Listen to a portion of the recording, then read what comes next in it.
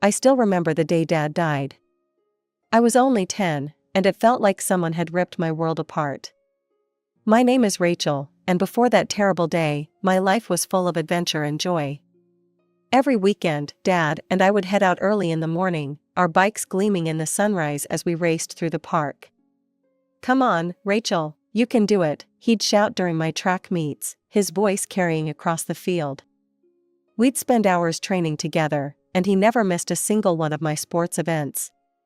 Whether it was soccer practice or a simple jog around the neighborhood, Dad was always there, cheering me on with his bright smile and endless enthusiasm.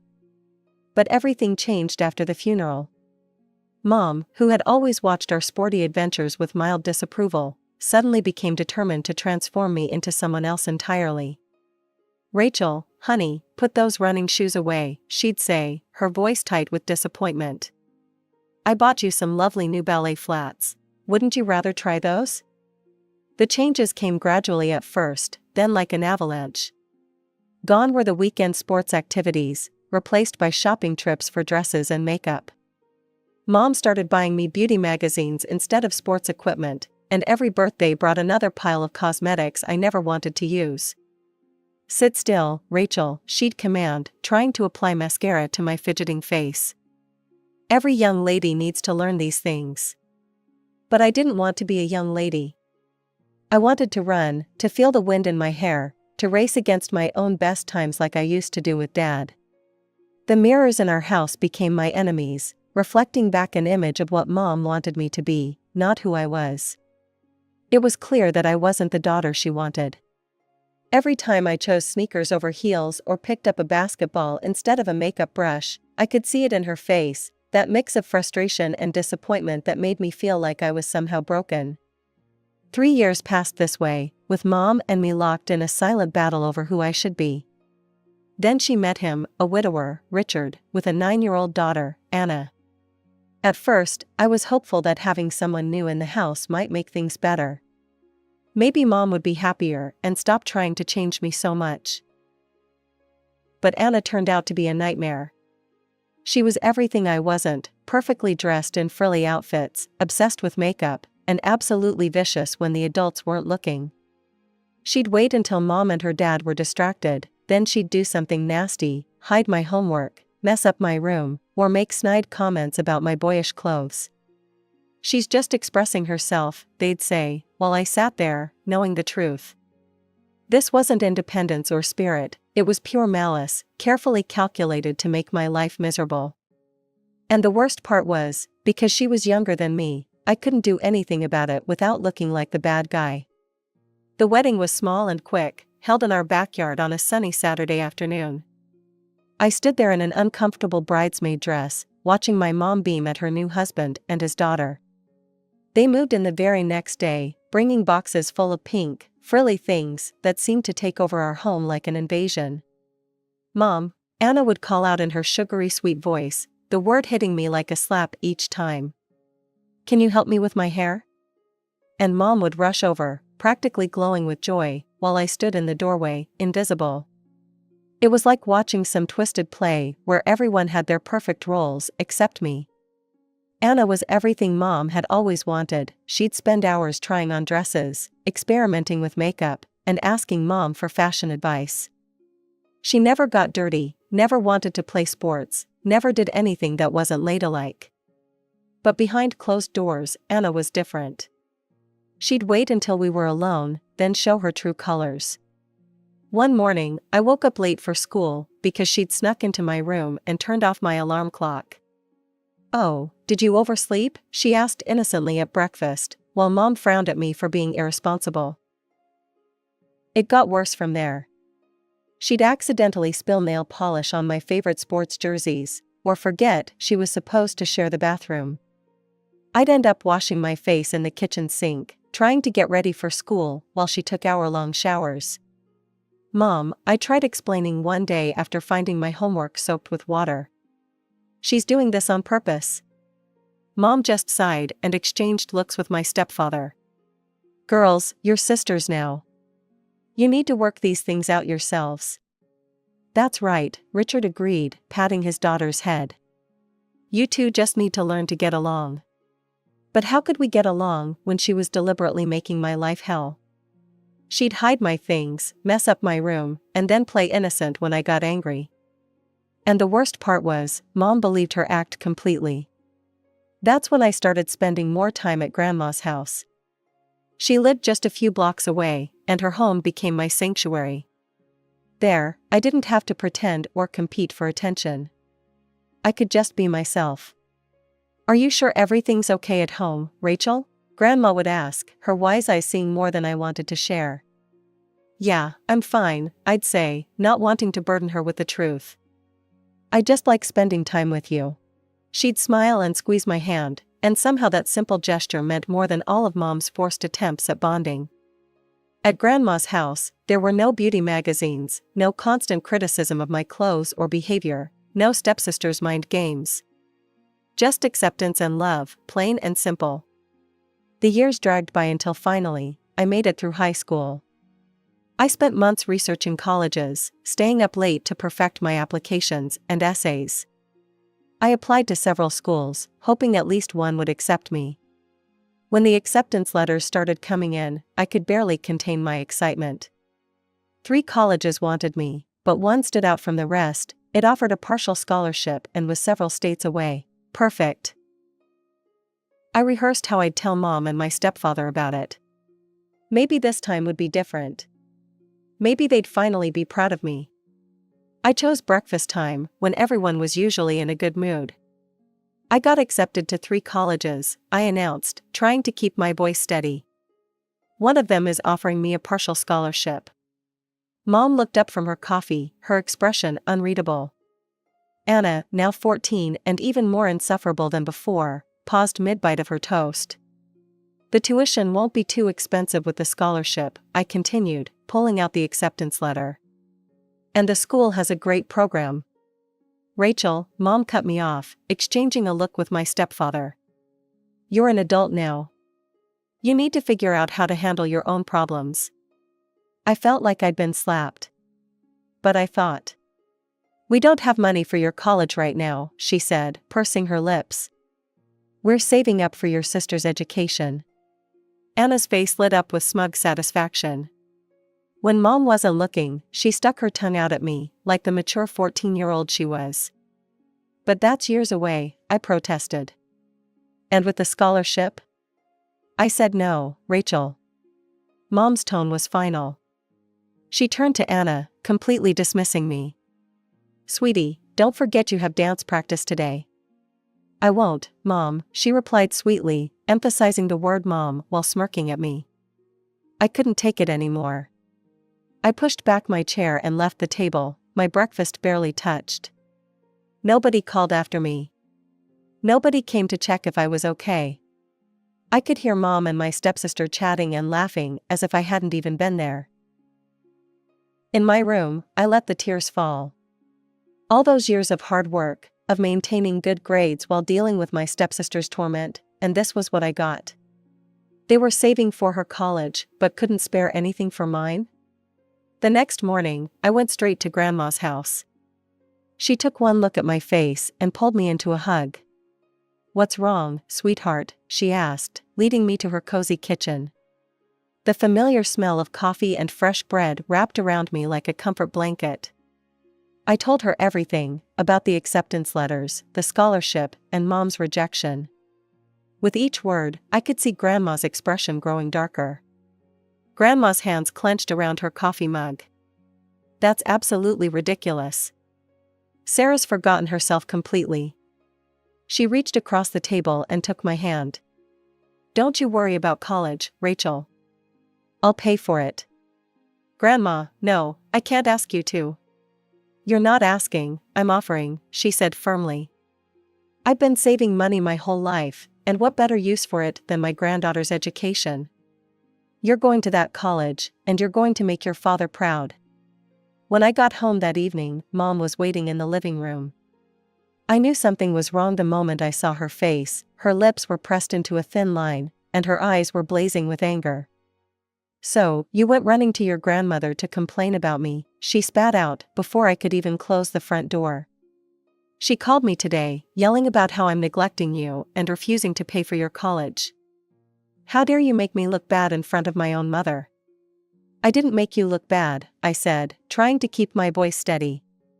You did that all by yourself when you chose your stepdaughter over me. Ungrateful, she shouted, her face reddening. After everything I've done for you. And now you're trying to cause problems between me and my mother? I couldn't believe what I was hearing.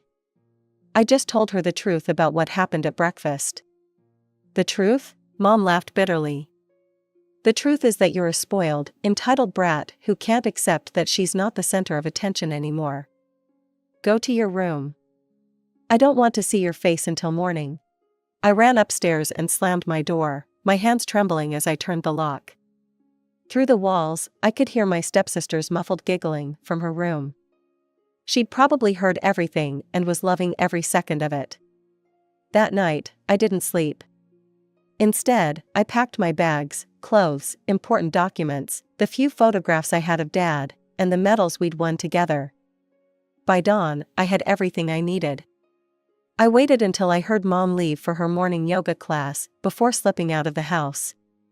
The morning air felt fresh and clean, like a new beginning. I didn't look back as I walked to Grandma's house. She opened the door before I could even knock, as if she'd been expecting me. That evening, after settling into Grandma's spare room, I sent Mom a message. I'm staying at Grandma's until college starts. Don't worry about me. The message showed as read almost immediately, but no reply came. Not that day, not the next, not ever. The silence spoke volumes about where I stood in her life now. The weeks before college passed quickly at Grandma's house. I found a job at the Sweet Bean Cafe down the street, working as many shifts as they'd give me. Every dollar I earned went straight into my savings account. Finally, the day came to leave for college. The train station was quiet that early in the morning. Call me when you get there, Grandma said, hugging me tight. And remember, you can always come home, my home is your home now. I scanned the station one last time, part of me still hoping to see Mom appear at the last minute. But the only family I had there was Grandma, waving until the train pulled out of sight. College turned out to be everything I'd hoped for and more.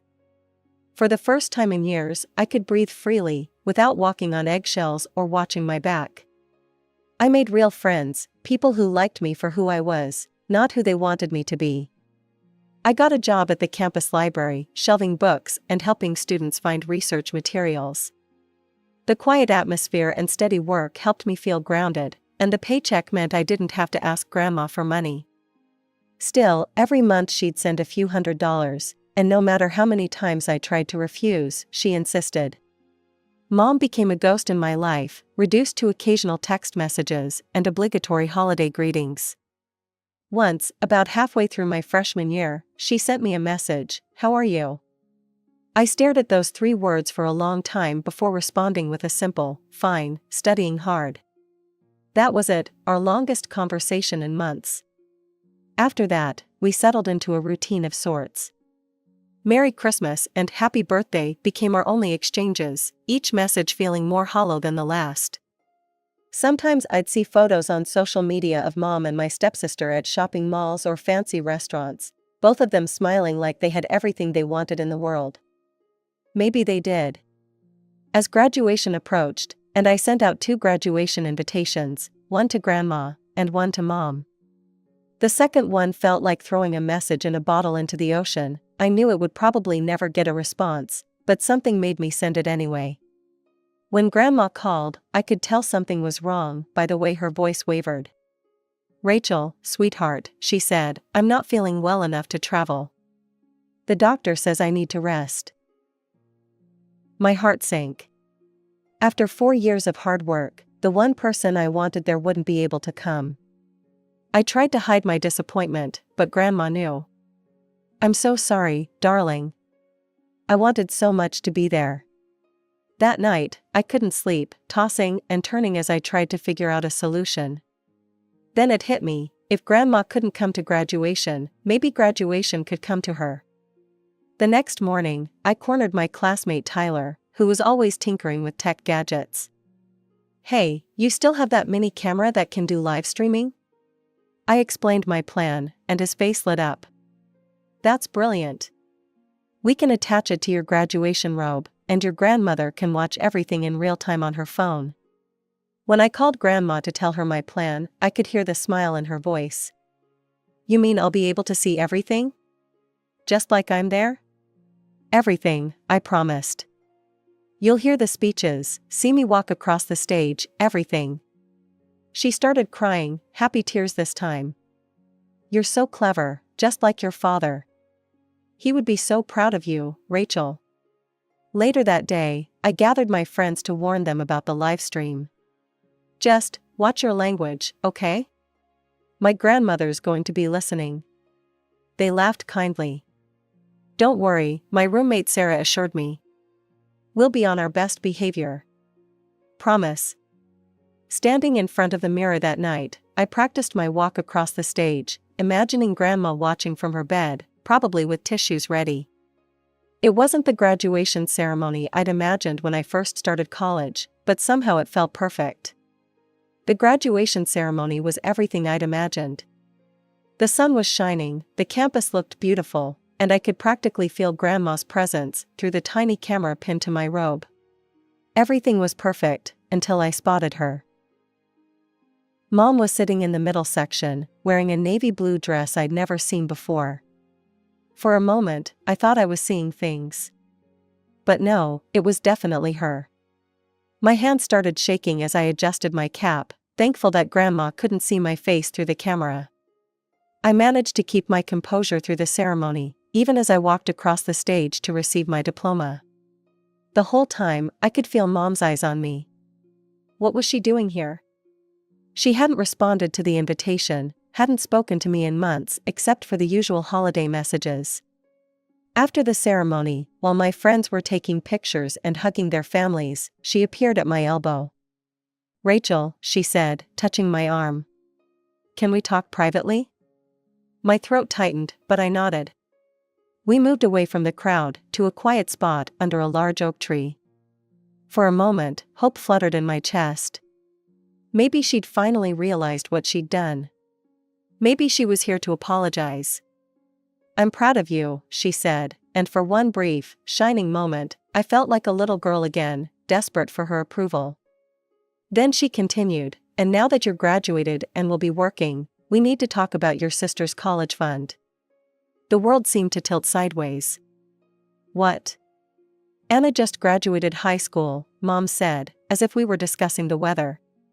Her grades weren't as good as yours, so she won't get any scholarships.